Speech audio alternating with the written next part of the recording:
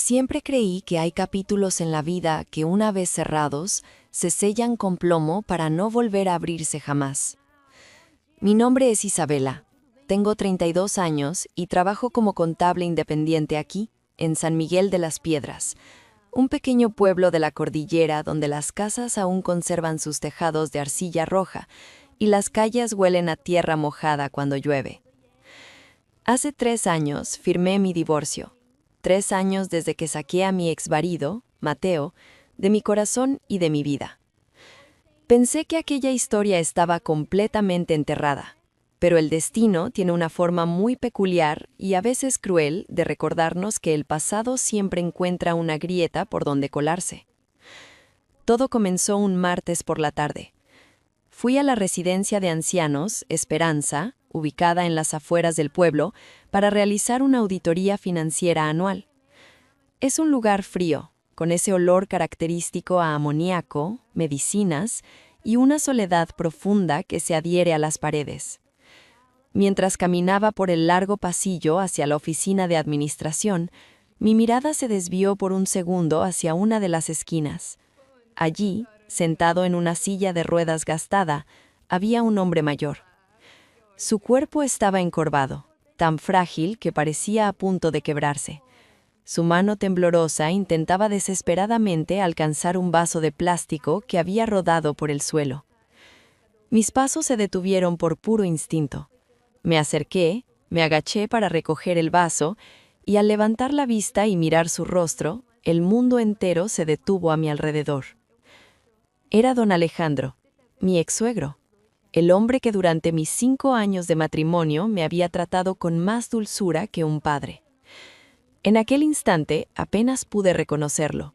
El robusto e incansable carpintero que solía oler a barniz y a madera de cedro, ahora no era más que una sombra. Tenía los pómulos hundidos, el cabello blanco y ralo y unos ojos turbios que habían perdido todo su brillo. Pero lo que más me desgarró el alma fue ver la mancha oscura de orina en la pernera de su pantalón. «Alejandro», susurré. Mi voz temblaba de una forma que no pude controlar. «¿Qué hace usted aquí?» El anciano levantó la cabeza lentamente. Al enfocar su vista en mí, sus ojos se iluminaron por una fracción de segundo, pero inmediatamente se apagaron, como una vela a la que le falta el oxígeno.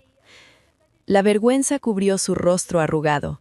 Intentó ocultar inútilmente la mancha de su pantalón con sus manos huesudas. «Isabela, hija», su voz era apenas un hilo áspero.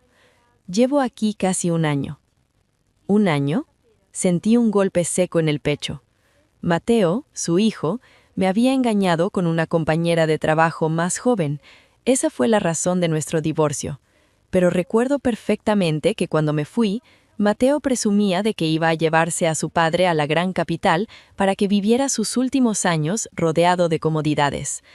¿Cómo era posible que el hijo exitoso hubiera abandonado a su padre en este rincón olvidado de la cordillera? No pude hacer demasiadas preguntas en ese momento. Un enfermero pasó empujando un carrito de medicinas y sin mirarnos apenas soltó un comentario que se me clavó como un puñal. Ese anciano, su hijo vino hace 1 mes. Estuvo 10 minutos mirando el reloj y se marchó sin siquiera sacarlo al patio. Don Alejandro bajó la cabeza. Sus nudillos se pusieron blancos al apretar los reposabrazos de la silla. «No te preocupes por mí, Isabela», murmuró con una sonrisa rota. «Vete a hacer tu trabajo. No pierdas tu tiempo con este viejo». Terminé la auditoría como pude, pero esa noche, en la soledad de mi apartamento, no logré pegar ojo. La lluvia golpeaba los cristales de mi ventana, pero el sonido que realmente me atormentaba era el eco de la voz quebrada de don Alejandro. Mi mente era un campo de batalla.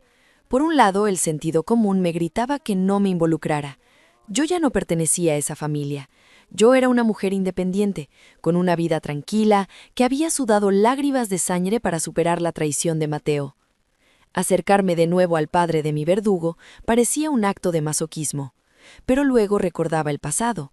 Recordaba cuando me casé con Mateo y mi propia familia dudaba de mi elección. Fue don Alejandro quien me tomó de las manos en la boda y me dijo: «Desde hoy no eres mi nuera, eres la hija que nunca tuve. Si algún día este tonto te hace llorar, me las pagará. Y lo cumplió. El día que descubrí la infidelidad y me fui de la casa con mis maletas, don Alejandro me esperó en la puerta del jardín bajo el gran árbol de jacaranda.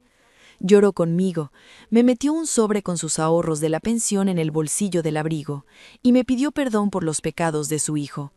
Miré el techo en la oscuridad de mi habitación. La lealtad y el agradecimiento no entienden de divorcios ni de documentos legales. A la mañana siguiente, tomé una decisión que para muchos sería una locura absoluta. Decidí que no iba a permitir que el hombre que fue mi mayor refugio muriera en el olvido y la indignidad. Me levanté, preparé un caldo de pollo tradicional con hierbas de la montaña y conduje mi coche de vuelta a la residencia Esperanza. Aún no sabía que ese plato de sopa caliente sería el inicio de una guerra con mi pasado y el descubrimiento del secreto mejor guardado de don Alejandro. Queridos oyentes, si esta historia de vida está tocando vuestro corazón, os pido un pequeño favor. Últimamente nuestro canal está enfrentando mucha competencia y los algoritmos nos están ocultando de muchas personas. Si os suscribís y dejáis un me gusta, nos daréis la fuerza para seguir adelante, compartiendo juntos estas historias que nos enseñan el verdadero valor de la humanidad. Gracias por estar ahí. Cuando crucé las puertas de la residencia con el termo de comida caliente entre las manos, el reloj marcaba el mediodía. Encontré a don Alejandro en el patio interior. Estaba sentado solo en una esquina, dormitando bajo la sombra de un árbol de jacaranda que le daba un aire de profunda melancolía. «¿Alejandro?», lo llamé suavemente. Él abrió los ojos con lentitud. Al verme allí de pie, sus pupilas se dilataron y su boca se entreabrió sin emitir sonido. Era la imagen de la incredulidad. «Le he traído un poco de caldo de pollo», le dije, sentándome en el banco de piedra a su lado y abriendo el termo. El vapor con aroma a hierbas frescas inundó el aire. Don Alejandro cerró los ojos y 2 lágrimas silenciosas resbalaron por sus mejillas curtidas. Tomó el tazón, pero sus manos temblaban tanto que el líquido amenazaba con derramarse. Sin pensarlo, sostuve la base del recipiente y comencé a darle de comer, cucharada a cucharada. «Desde que te fuiste de la familia, Isabela», me dijo con la voz rota después de tragar, «nunca había vuelto a probar algo tan delicioso». Tuve que apartar la mirada hacia las flores púrpuras del árbol para que no viera que yo también estaba a punto de llorar. Esa misma tarde, el teléfono de mi casa sonó con insistencia. Era Valeria, mi mejor amiga desde la infancia. «Dime que no es cierto, Isabela», gritó a través de la línea. «En el pueblo están diciendo que fuiste a la residencia a limpiar y alimentar al padre de Mateo. ¿Acaso has perdido la razón?». Suspiré profundamente. Sabía que en un pueblo tan pequeño como San Miguel de las Piedras, los rumores viajaban más rápido que el viento. «Valeria, está completamente abandonado», respondí tratando de mantener la calma. «Sus pantalones estaban sucios. Nadie va a visitarlo». «Pero ese no es tu problema», replicó ella con enfado.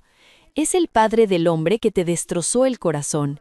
El padre de ese cobarde que te humilló públicamente por otra mujer.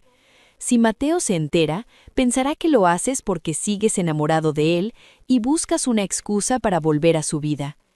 Las palabras de Valeria eran lógicas. Eran las palabras del ego y el orgullo herido. Pero cuando colgué el teléfono, me di cuenta de algo fundamental. Mi orgullo no podía valer más que la dignidad de un anciano que me había amado incondicionalmente. No me importaba lo que pensara Mateo. No me importaban los chismes del pueblo. Mi conciencia dictaba mis reglas. Un miércoles por la tarde, mientras le pelaba una naranja bajo el tibio sol de las 4, decidí que era hora de saber la verdad. «Alejandro», le pregunté mirándolo a los ojos, «¿por qué está usted aquí?». Mateo me dijo el día del divorcio que se lo llevaba a su gran apartamento en la capital. El anciano dejó de masticar.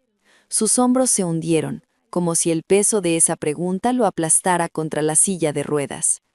«Sí, me llevó», comenzó a relatar con la mirada perdida en el vacío. pero estuve allí menos de 2 meses. Su nueva esposa, Lucía, ella es una mujer de alta sociedad, Isabela. Le molestaba mi presencia. Tragué saliva. ¿Qué quiere decir? Decía que ensuciaba sus alfombras blancas. Continuó él con una sonrisa amarga que me partió el alma. Decía que la casa olía a viejo. Discutían todas las noches por mi culpa, hasta que un día, Mateo me sentó en la sala y me dijo que por el bien de su matrimonio y de sus negocios, era mejor que yo viniera aquí.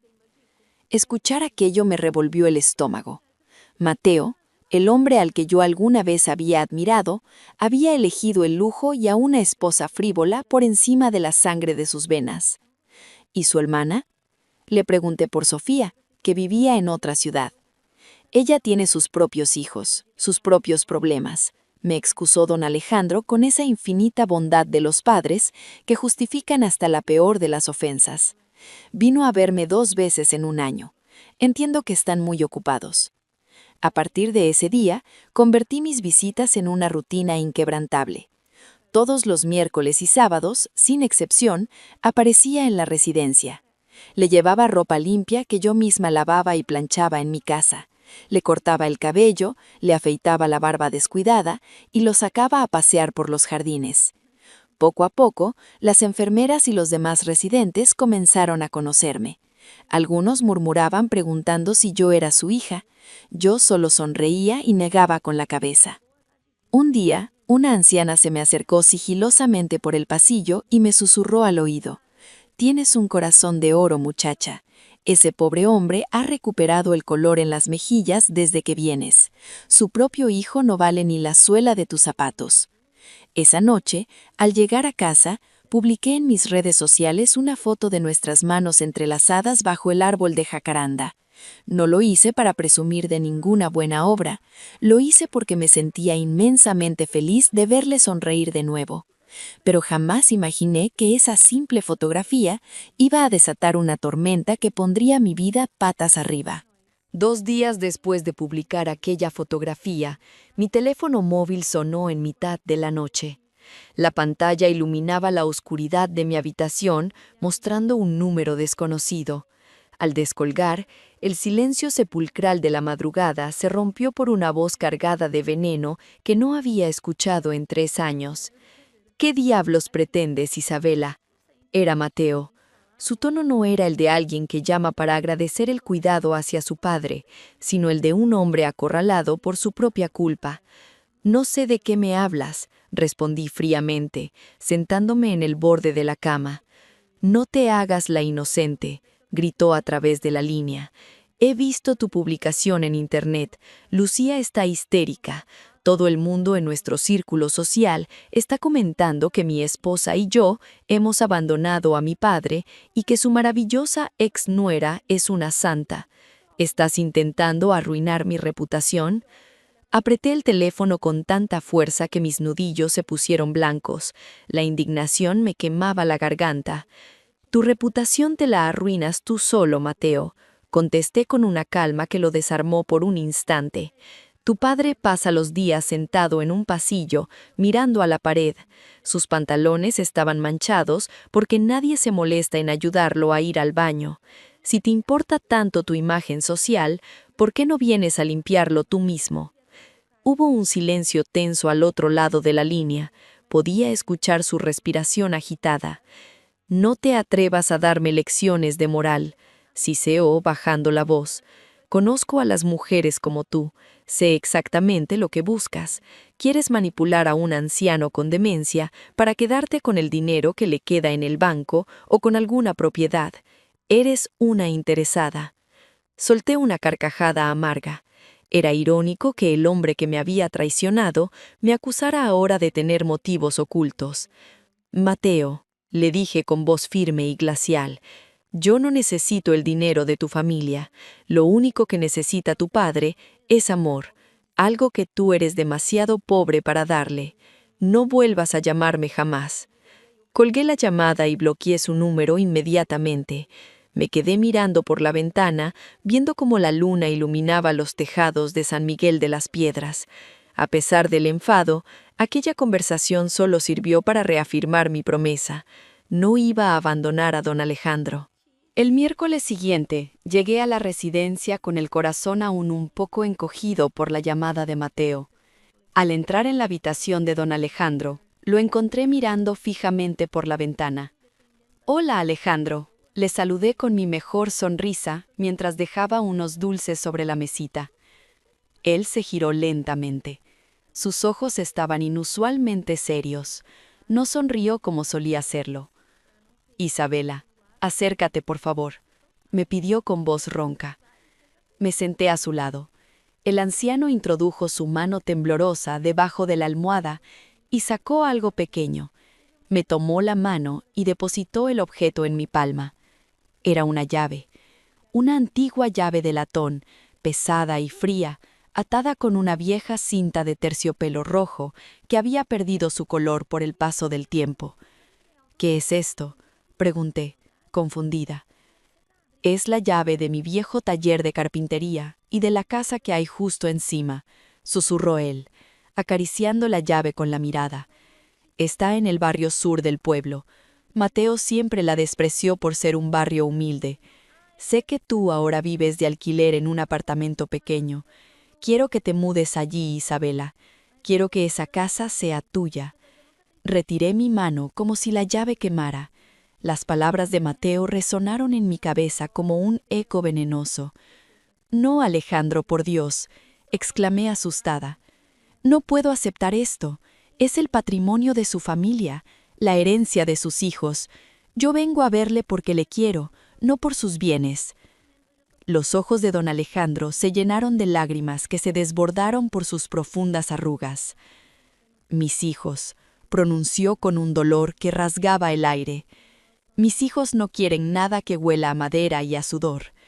La casa lleva un año vacía, acumulando polvo y tristeza. Si muero mañana, la venderán al primer postor para comprarse un coche nuevo». Apretó mi mano, cerrando mis dedos sobre la llave de latón. «Isabela, escúchame bien», me suplicó con una intensidad desgarradora. «Tú eres la única que ha venido a limpiarme las lágrimas y la vergüenza. Tú eres mi verdadera familia.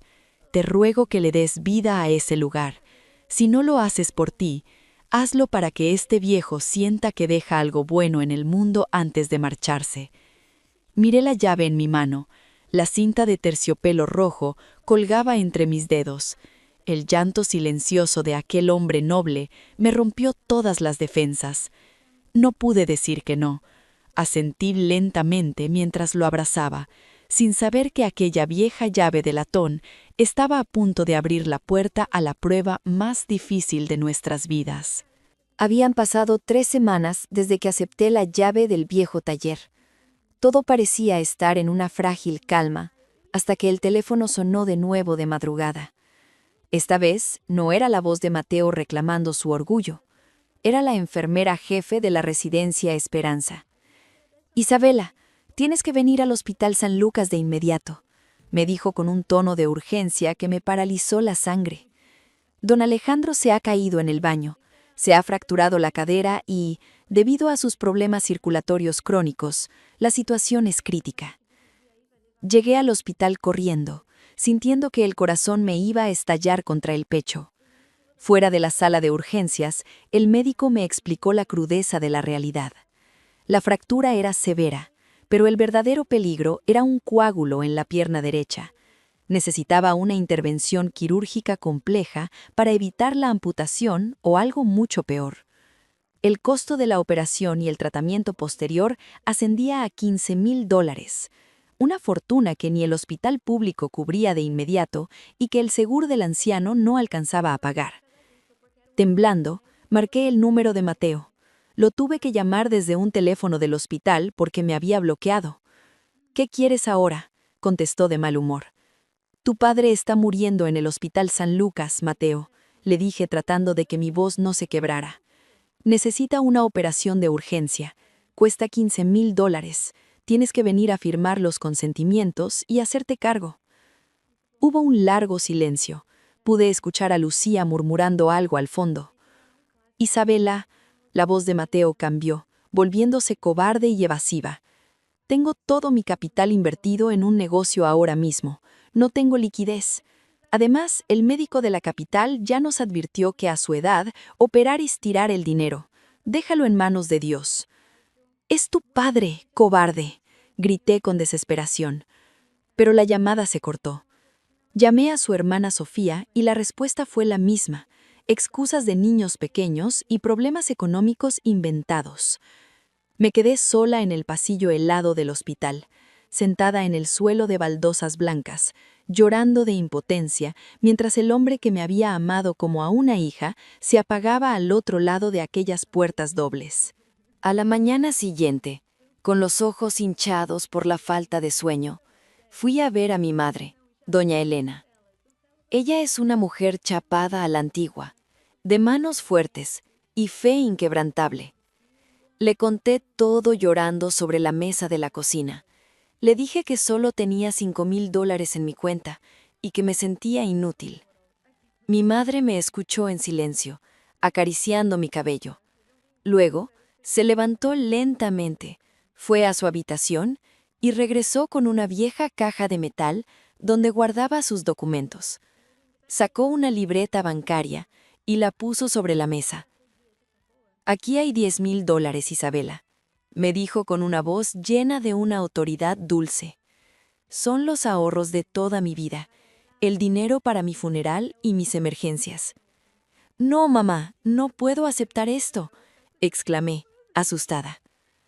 Doña Elena tomó mis manos entre las suyas. «Hija mía», me miró directamente a los ojos. «Tú y yo somos mujeres de honor. Alejandro fue un buen hombre contigo cuando tu propio marido te falló. El dinero va y viene, pero el peso de haber dejado morir a alguien por no tenderle la mano te perseguirá hasta la tumba. Ve al hospital, paga esa operación». Rompí a llorar, abrazada a su cintura. Aquel gesto de mi madre era el acto de amor y empatía más grande que había presenciado en mi vida. Horas más tarde, firmé los papeles del hospital, haciéndome responsable económica y legalmente. Cuando la recepcionista me preguntó por el parentesco para rellenar la ficha, tragué saliva y respondí con firmeza: «Soy su hija». La operación duró 5 interminables horas. Caminé por los pasillos rezando todas las oraciones que mi madre me había enseñado de niña. Finalmente, el cirujano salió del quirófano frotándose los ojos por el cansancio, pero con una leve sonrisa en los labios. «Ha sido un éxito, Isabela», suspiró el médico. «Su padre es un roble. Ahora necesitará mucha rehabilitación, pero está fuera de peligro». Cuando pude entrar a verlo en la unidad de cuidados intensivos, don Alejandro seguía bajo los efectos de la anestesia. Estaba pálido, conectado a decenas de cables. Tomé su mano fría y la froté entre las mías para darle calor. Él entreabrió los ojos, aún nublados por los medicamentos. Al verme allí sentada a su lado, sus labios agrietados dibujaron una sonrisa débil pero infinita. «Sabía que no me dejarías caer, mi niña», murmuró con un hilo de voz, antes de volver a quedarse dormido. Aquel día comprendí que la familia no se define por las firmas en un libro de registro civil. La familia es quien se queda a sostener tu mano cuando todos los demás ya han apagado la luz y cerrado la puerta. El proceso de recuperación fue lento y doloroso. Durante un mes entero, convertí el hospital en mi segunda casa. Iba todas las tardes después del trabajo para ayudar a don Alejandro con sus ejercicios de rehabilitación, darle de comer y leerle viejos libros de poesía para distraerlo del dolor. Las enfermeras siempre me sonreían con complicidad, asumiendo que yo era la hija más devota de San Miguel de las Piedras. El día que le dieron el alta médica, tomé una decisión radical. No iba a permitir que regresara a la residencia Esperanza. Durante las semanas que estuvo ingresado, utilicé parte de mis propios ahorros para contratar a unos obreros que reformaron el viejo taller de carpintería y la casa de arriba. Instalamos rampas, barandillas en los baños y pintamos las paredes de blanco para darle luz. Cuando llevé a don Alejandro a su antigua casa, lloró como un niño pequeño al ver su hogar restaurado y lleno de vida. Me instalé con él en la habitación de invitados para cuidarlo a tiempo completo. Los días comenzaron a transcurrir en una paz que parecía un premio después de la tormenta. Pero la tranquilidad es un lujo efímero cuando el egoísmo acecha. Una tarde de domingo, mientras preparaba café en la cocina y don Alejandro descansaba en el salón, el timbre de la puerta sonó de forma agresiva. Al abrir, mi sangre se congeló de golpe. En el umbral estaban Mateo y Lucía. Él llevaba un traje caro y una expresión de furia mal contenida. Ella, cruzada de brazos, me miraba con un desprecio tan evidente que casi podía tocarse. «Eres una estafadora, Isabela», me gritó Mateo, empujando la puerta y entrando sin permiso. Llevaba unos documentos en la mano que agitó frente a mi cara. «Me acaban de notificar del registro de la propiedad. Mi padre ha puesto esta casa a tu nombre». Retrocedí un paso, completamente atónita. Yo no sabía nada de aquello. Pensaba que la llave que me había dado era solo un gesto simbólico para que yo usara la casa. «Mateo, baja la voz», susurré, tratando de bloquearle el paso hacia el salón. «Tu padre acaba de salir de una cirugía delicada. No puede alterarse». «No me digas lo que tengo que hacer en la casa de mi familia», rugió él. «Te pasaste semanas haciéndote la santa en el hospital para lavarle el cerebro. Sabía que todo esto era un plan para robar nuestra herencia». Lucía dio un paso al frente con una sonrisa cínica. «Al final resultaste ser muy lista para ser una simple contable de pueblo, ¿verdad? Pero vamos a denunciarte por aprovecharte de un anciano». «Yo no pedí nada», repliqué, sintiendo cómo la ira me quemaba las entrañas. «Yo pagué su operación, mientras tú, su hijo de sangre, le dabas la espalda y lo mandabas a morir porque no querías gastar un centavo». «No te atrevas a juzgarme», gritó Mateo, levantando la mano como si fuera a golpearme. «Baja la mano ahora mismo, cobarde». Una voz como un trueno hizo temblar las paredes del pasillo. Todos nos giramos de golpe. Apoyado en su andador, temblando por el esfuerzo pero con una mirada cargada de una furia que jamás le había visto, estaba don Alejandro. A pesar de su fragilidad, en ese momento parecía un gigante. «Papá», balbuceó Mateo, cambiando su actitud agresiva por una de falso victimismo. «Esta mujer te está manipulando.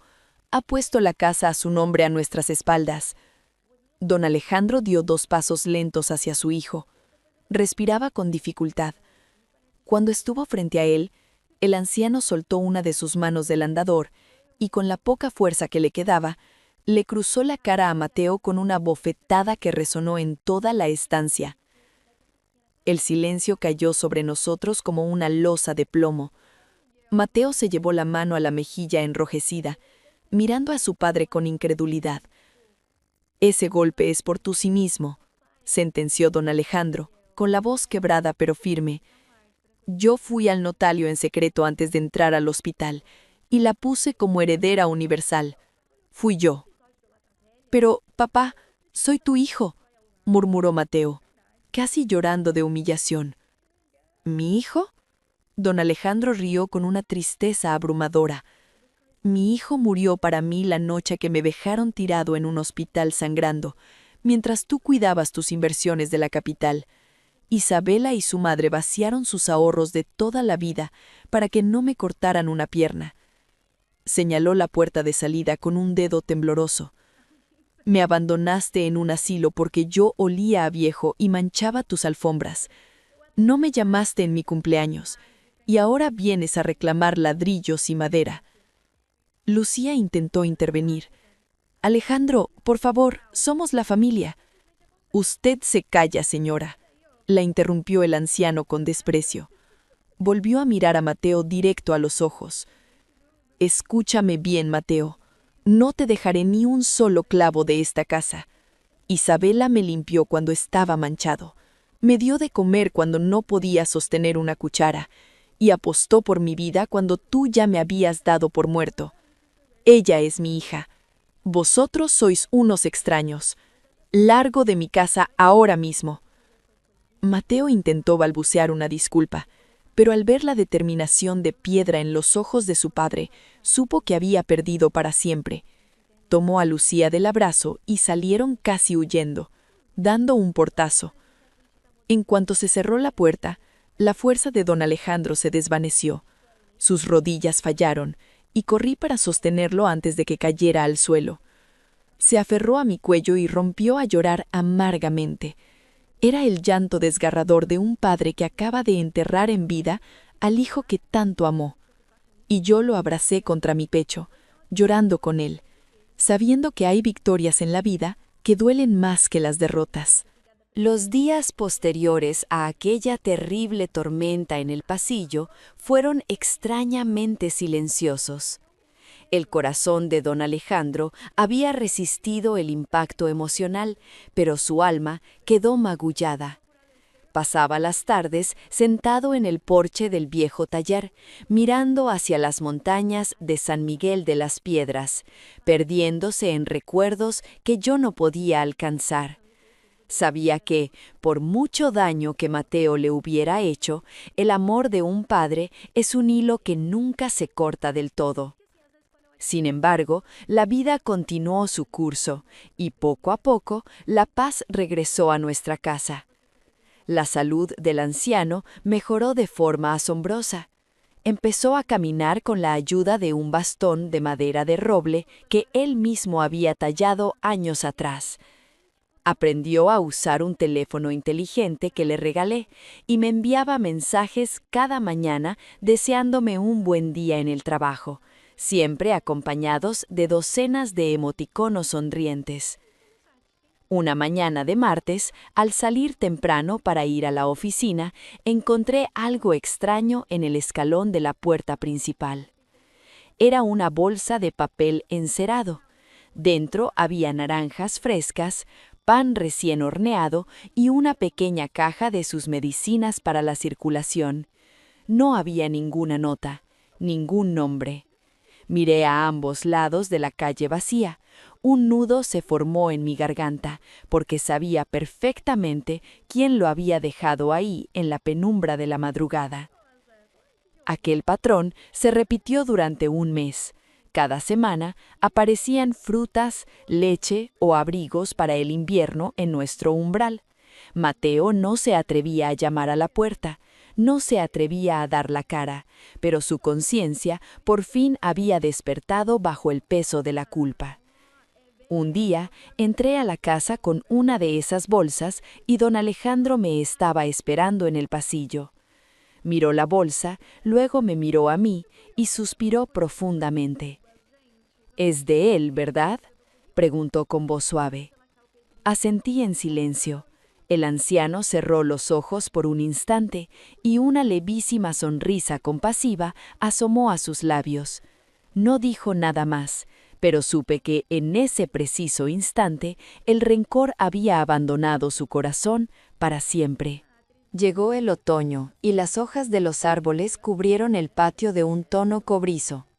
Organizamos una pequeña cena un domingo por la tarde.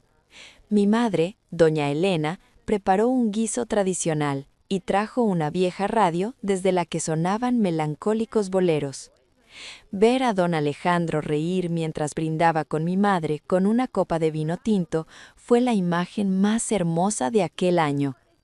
Éramos una familia poco convencional, forjada en el dolor, pero unida por un amor indestructible. Esa misma noche, cuando mi madre ya se había marchado, llamaron tímidamente a la puerta. Abrí y me encontré con Mateo. Estaba solo, sin su esposa, sin sus trajes caros. Llevaba una chaqueta sencilla y tenía los ojos enrojecidos. «Isabela», susurró bajando la mirada, «¿puedo verle un minuto? No vengo a pedir nada de la casa, solo vengo a pedir perdón». Me hice a un lado y lo dejé pasar.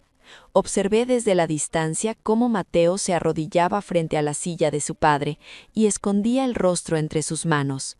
Don Alejandro, Con esa infinita misericordia que solo los que han sufrido conocen, levantó su mano temblorosa y acarició el cabello de su hijo. Lo perdonó. No le devolvió la herencia, porque la casa del taller ya era legalmente mía, pero le devolvió algo mucho más valioso, la paz mental. Mateo comenzó a visitarnos de vez en cuando, sin exigir derechos, solo intentando recuperar el tiempo perdido antes de que fuera demasiado tarde. A veces, por las noches, me siento sola en el porche con la antigua llave de latón y su cinta de terciopelo rojo entre las manos. Esa llave no solo abrió la puerta de este viejo taller de madera, abrió mis ojos a una verdad universal. Hay personas en este mundo que comparten tu misma sangre, pero que te tratarán como al peor de los extraños cuando ya no les seas útil. Y hay extraños que se cruzarán en tu camino y, sin tener ninguna obligación genética o legal, entregarán todo lo que tienen para salvarte la vida. La familia no es un árbol genealógico, la familia son las manos que te sostienen cuando estás a punto de caer al abismo. Y así termina esta etapa de mi vida. Amigos y amigas que me escucháis desde el otro lado, si habéis llegado hasta aquí y esta historia ha hecho latir vuestro corazón un poco más fuerte, os pido que dejéis la palabra familia en los comentarios. No olviden suscribirse y compartir este audio para ayudarnos a combatir los algoritmos que intentan silenciar estas historias reales. Soy Isabela y desde San Miguel de las Piedras os deseo mucha luz. Hasta la próxima. Muchas gracias a todos los oyentes por acompañarnos en esta historia del canal Su Corazón Oculto. Si este relato ha tocado tu corazón, no olvides darle like y suscribirte para ayudarnos a seguir creando y compartiendo nuevas historias. También te invitamos a dejar tu comentario contándonos qué piensas sobre este caso y desde qué ciudad o país nos estás escuchando. Nos encantará leerte y sentirte cerca. Queremos recordarte que todo el contenido, los personajes, las imágenes y la voz de este video son ficticios y han sido creados con el apoyo de inteligencia artificial durante el proceso de producción. Gracias de corazón por estar aquí con nosotros y hasta la próxima historia.